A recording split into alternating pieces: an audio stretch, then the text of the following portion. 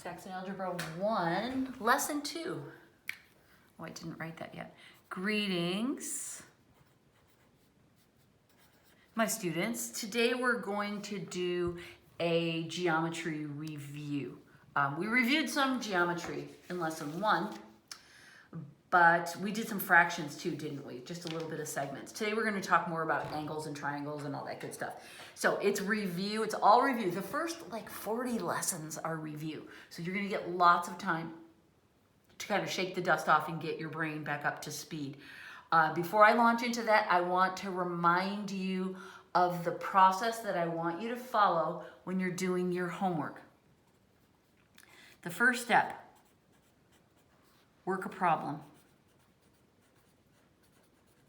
Duh. The second step, check the answer. You can do this two ways. You can do this either by looking in the back of your book, which has solutions to all of the odd numbered and odd lettered, which I know is weird. Actually, your book has all the letter answers for the practice sets. But it only has the odd numbered problems. You'll need the solutions manual, which is that separate book. That has the answers to everything. So this is in the textbook or solutions manual.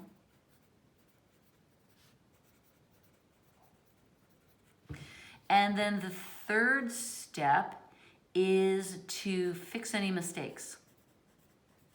Remember, it's perfectly fine not to get the problem right. I mean, if you're not getting any of the problems right, that might be a little concerning, but learning from our mistakes is the most powerful way to learn. So if you get a problem wrong, don't feel bad. Just try to figure out what you did wrong and learn from it, right? The fourth one is to ask me if you're stuck.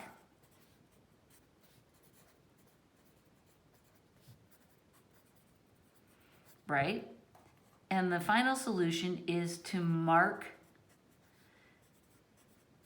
when you get the right answer. Okay, remember that can be a smiley face or a star or a heart, whatever you want to do. I've told you about my one student who drew water balloons. This is how he would do it. He drew water balloons being thrown. It looks like a pineapple. But anyway, he drew this little picture. You need to develop your own little mark of, yay, I'm done and it's right.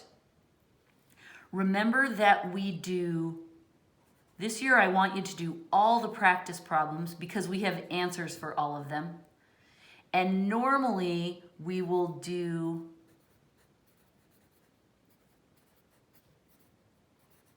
problem set, odd numbered problems only, but for these first 2 weeks, we're not doing it that way. For the first 2 weeks, we're doing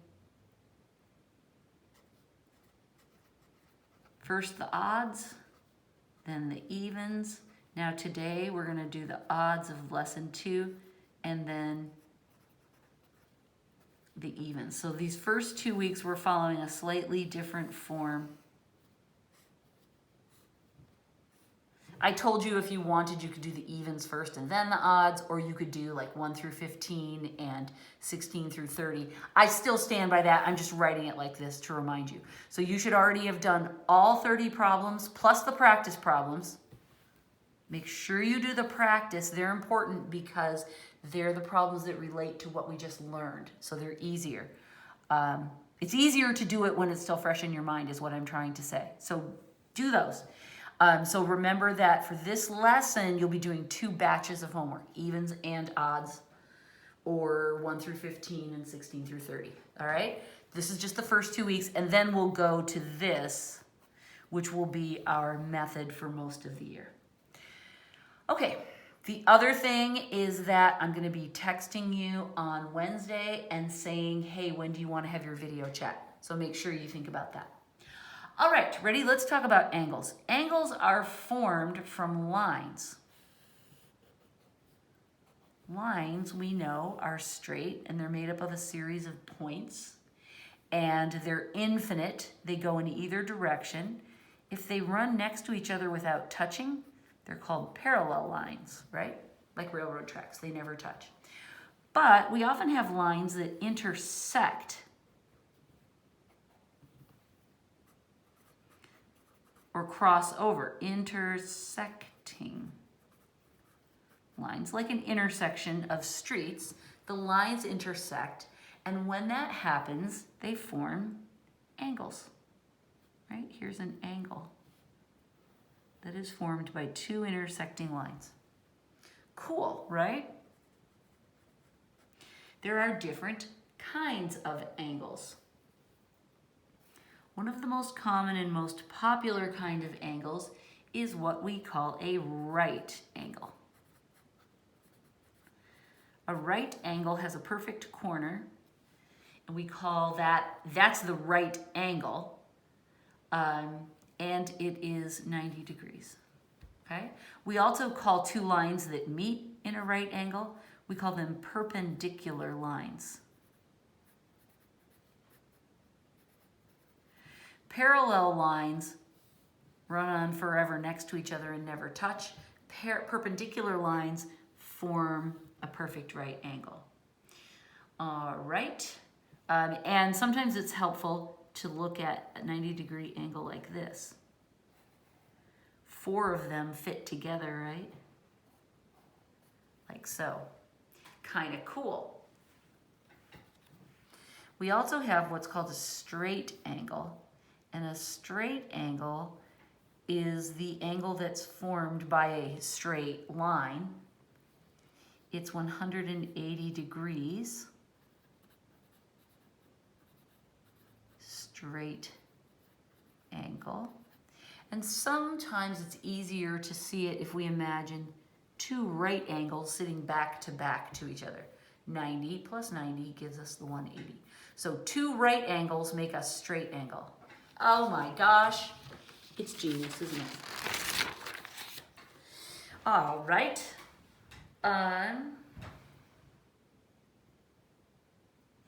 What about a circle? How many degrees are in a circle? Is a circle even an angle? It's kind of weird to think about, but imagine this. Put a plus sign right in the middle of a circle.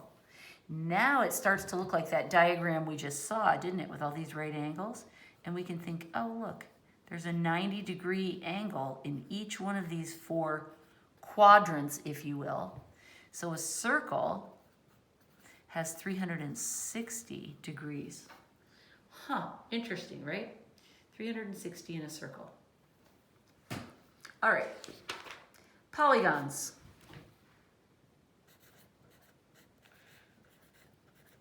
What the heck is a polygon? Many sides. Oh, okay. So let's talk about what are not polygons. Oh, the other thing I want to mention is that they always have straight sides. If it's curved, it's not a polygon. It has to be closed. And I'll show you an example of one that's not closed. And it also has to have lines that don't cross each other. So let's look at some examples of not polygons. That's not a polygon because it doesn't have straight sides. This one's not a polygon because it's not closed. This one's not a polygon because the lines cross.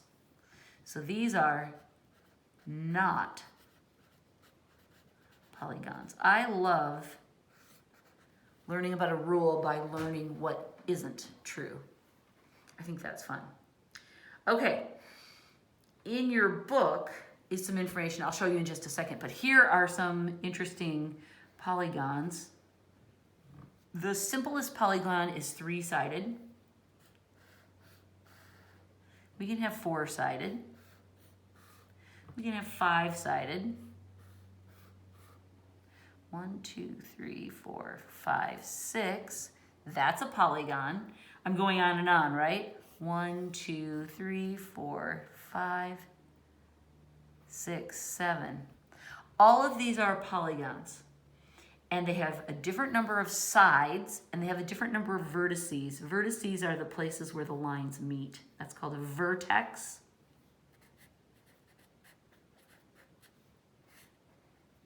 I think of it as the corner.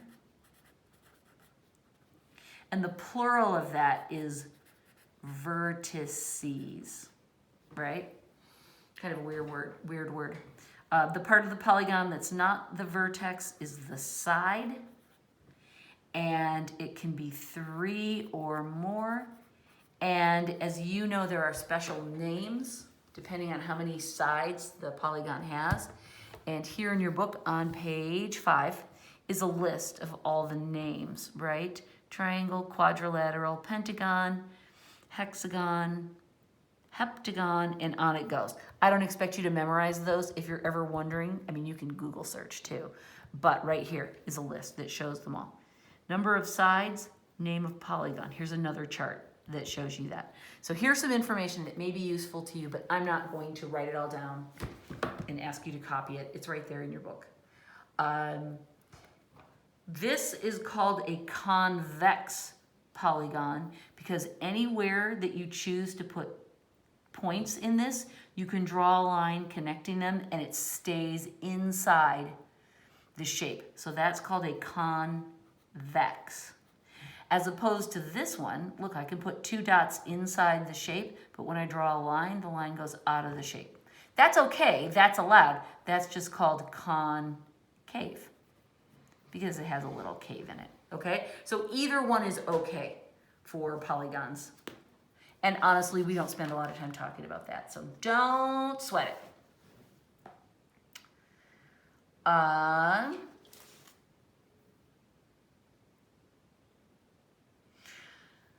Now,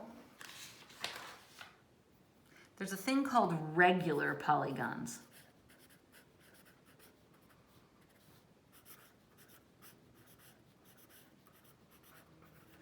They're the ones that we spend the most time dealing with. Before I can define regular polygons, let me define 2 other words. There's a word called equiangular, and there's a word called equilateral. These 2 words have connected meanings. This means that 2 polygons have the same, this means within the polygon, all the angles are the same size. The angles are all the same. And equilateral means all the sides are the same length. If a shape, let's say a triangle, has all 3 angles the same and all 3 sides the same, then that is called a regular triangle. As you can see, I did not draw regular shapes here. This one looks pretty good, but that's not a regular quadrilateral, is it? Because all the angles should be the same and all the sides should be the same. It's clearly not. These are all wonky. So let's draw a picture of 2 of the most famous regular polygons that we'll be dealing with. Here is a very nice little square. I tried to make it perfect. These little marks are ways that we use in mathematics to show that they're the same. We call them tick marks. Or sometimes they're called hash marks. But when you see a diagram with those marks on it, that means that every side you see that has the same hash mark on it is the same length. All right? In this, all 4 of these angles are going to be the same. They're all going to be 90 degrees, right? This mark always means 90 degrees right angle. Okay, so this we know is what we would call a regular quadrilateral. Okay, it's 4-sided and it's regular because all the angles are the same and all the sides are the same. Regular is a happy word in geometry for us because it means it's nice and perfect. We also will become quite familiar, I think you already are, with a regular triangle. Pretend it's perfect. Again, all three sides are the same length. It's equilateral. And all three angles are the same. Now, this is the way we show that angles are the same. We draw the curve to indicate we're talking about the angle, and then we can put 1, 2, or even 3 hash marks in it to show that they're the same. This is a regular triangle. Again, all the angles are the same, all the sides are the same. And because we know that the 3 angles of a triangle always add up to 180, these have to be 60 degrees each, right? Because that adds to 180. These are 90. I'll just write it in to make it crystal clear. Okay, so these are the 2 shapes that we're going to deal with the most in geometry, and they are happy little friends. I forgot to mention one thing about the angles that we were talking about first. So I want to go back and add that to your notes. When we have 2 intersecting lines, they form vertical angles. So I'm going to write that. Intersecting lines form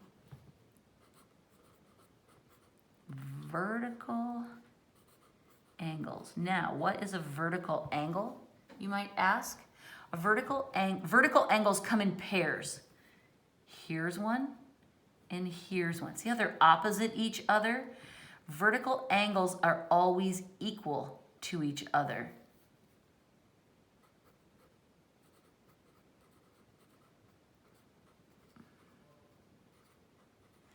And every pair of intersecting lines forms 2 pairs of vertical angles. There's this pair. Notice how I'm showing with 1 hash mark each that they're the same.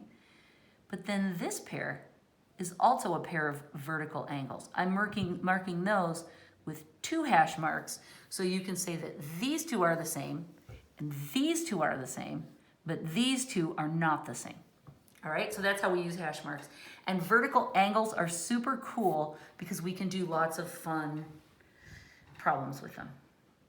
Okay, we're making progress. Back to where we were. We're now going to start a 3rd section and talk about triangles. We've touched on them already, but let me remind you that there are several different kinds of triangles based on the kinds of angles that are in the triangle. So let me give you, let's start with the one that we just drew up there. This is called an equilateral. Oh no, let's call it equiangular because that's more what we're talking about right now, because we're talking about the angles. All 3 of these angles are the same size. All angles equal 60 degrees. Okay, so that's one kind. We're classifying these triangles based on the kinds of angles that they have. Later, we're going to talk about classifying triangles based on the kinds of sides that they have. But this is talking about angles. All right. We also have somebody that we've already talked about, and that is our friend, the right triangle. One angle equals 90 degrees. That's what's special about him. This one, right, is 90 degrees. He's very important. We're going to talk about him a lot. Another kind of triangle, these are the freak children. These are the ones that make most people kind of nervous. They're called obtuse. One angle is greater than 90 degrees.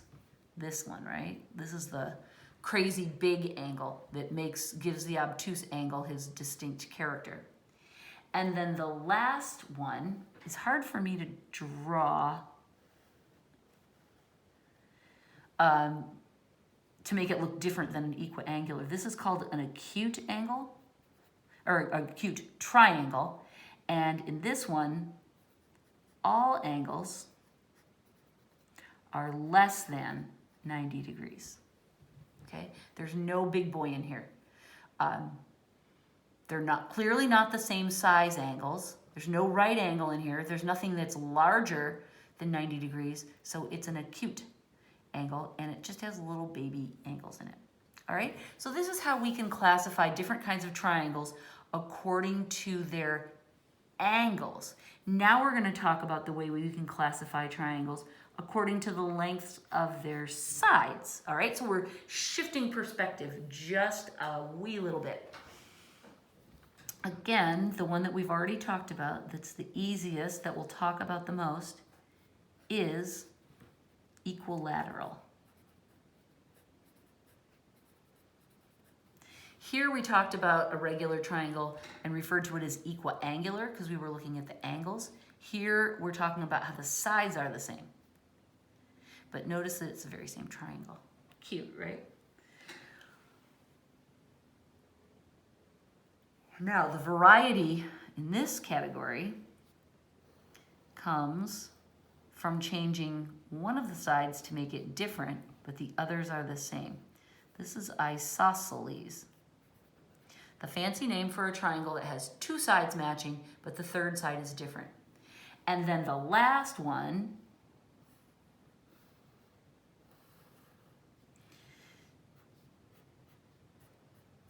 notice that those hash marks are saying every single one of these sides is a different length. This is called scaling. And it means we're having a party and nobody matches up, all right? 3 sides match, 2 sides match, no sides match. That is another way that we can categorize triangles in order to talk about them, according to their angles, according to their sides. Yay for triangles.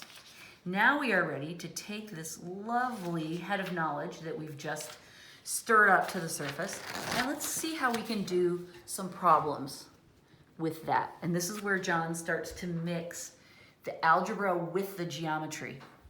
And remember, that's true of John. He does not have a separate geometry book. He stirs geometry concepts into his other books, and we're learning algebra and geometry at the same time, which I like way better.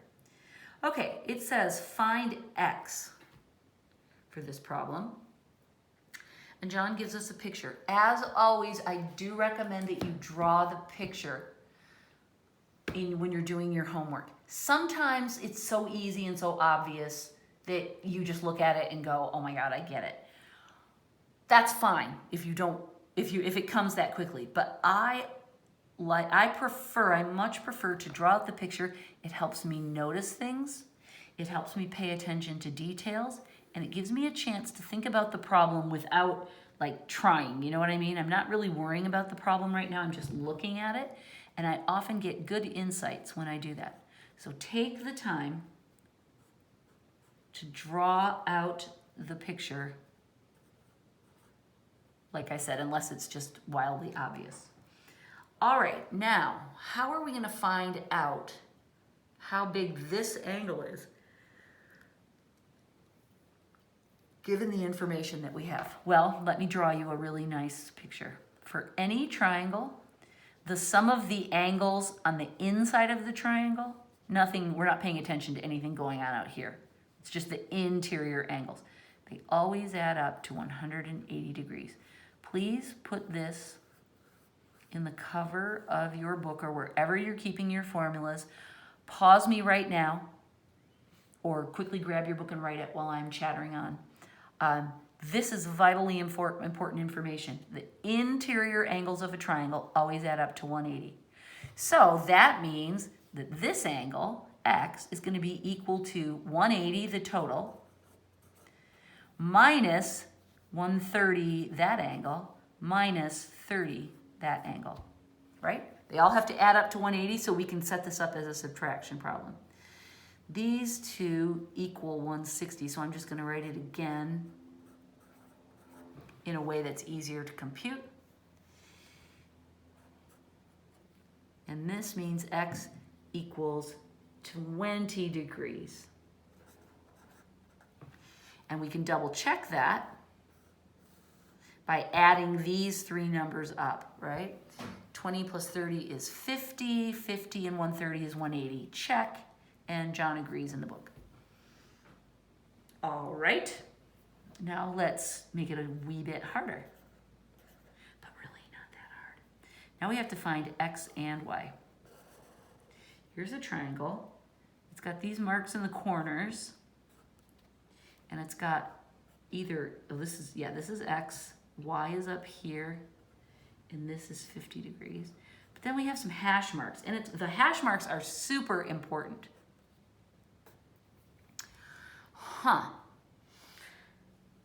What does that tell us? This tells us that this is an isosceles triangle, that these sides are the same length, and we only have one number.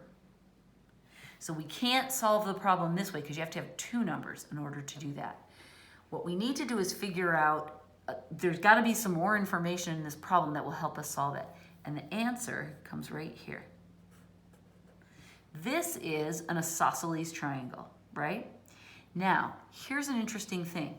There's a relationship between the length of a side and its opposite angle.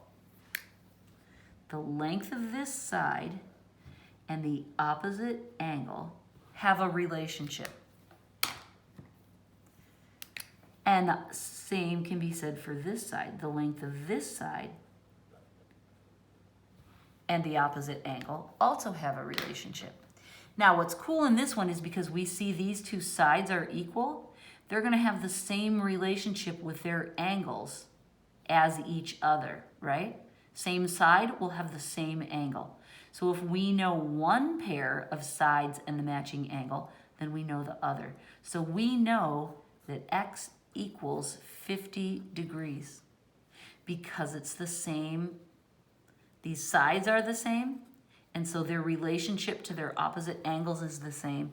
And since we know that one side has a 50-degree angle, then we know that the other side has to have a 50-degree angle. Yay! Now we can figure out why using the same method up here. We know that 180 is the total minus this 50 minus this one, which we figured out is also 50. And so that tells us that y equals 80 degrees because that's how they'll all add up. So, yay for us. When you're solving these problems, it's usually, I'm not going to say always, but it's most often helpful to take the letters in alphabetical order. John kind of gives us little hints about how to figure it out if we go in order. If we tried to find this one without finding this one, we couldn't do it. It's very important that we find x first because that's the angle that has this relationship with the matching sides. Y has the relationship with the different side, and so we couldn't do this one first. All right. One more.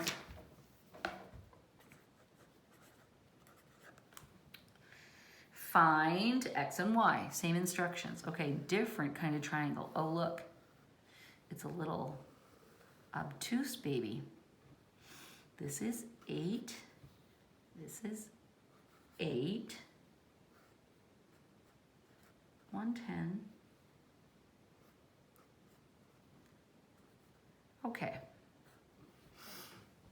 I'll let you finish drawing it. This to me is a great example of what I was saying earlier, that if you take the time to draw the triangle, to copy it out of the book, it will give you ideas. I didn't notice it when I just glanced at it at the thing in the picture, but I see again, these sides are the same length. Even though it looks very different from this triangle, I see I've got another isosceles triangle here. These guys are the same, which means the same thing is true that I was telling you about last time. This side has a relationship with this angle, and this side has a relationship with this angle. They're opposite each other. It's kind of hard to tell, because the triangle is so weird, but you'll get the hang of it. So that means because these two sides are the same length, these two angles must be the same. X and Y have to be equal to each other because they're related to these sides that are the same length. Okay, that's nice to know. But we don't know either one of them.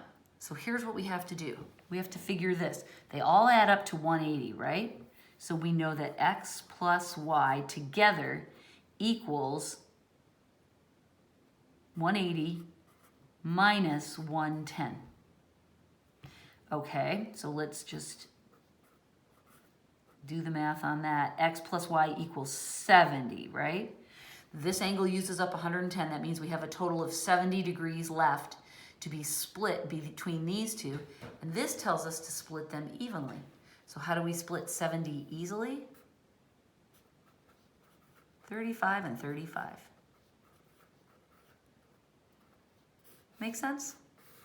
That one's tricky. We have to use a lot of background knowledge about triangles, tick marks, isosceles, this relationship between the angle and the opposite side, right? It's considered the opposite side. If you look at the angle and follow where it opens up to, that's the opposite side. This angle, if you follow the lines, it opens up here. That's important here because it's tricky. This angle opens up and creates that side. This angle opens up and creates that side. It'll take your eye a minute or two to get the hang of that, but you will. You probably remember it. Okay, the last section of the lesson, I'm not even going to write down. I'm just going to show you in the book. We'll talk more about these later. Quadrilaterals, four-sided objects, right? We often talk about them as squares or rectangles, but there are actually some other shapes that are quadrilaterals that are not rectangles or squares. And we'll talk about them more later. I just want you to be aware of them, that this parallelogram, trapezoid, and rhombus are variations of four-sided objects that are not so neat and tidy as a square or a rectangle. Like I said, we'll talk about them more later. I just want you to know that they exist, and here they are on page 8. All right, that is lesson 2. Your task now is please do all 3 of these practice problems. They're very similar to what we just did. And then the problem set, you'll end up doing all 30 problems, but you will do them in 2 chunks, however you like to do that. Odds and then evens and then odds, or 1 through 15, 16 through 30.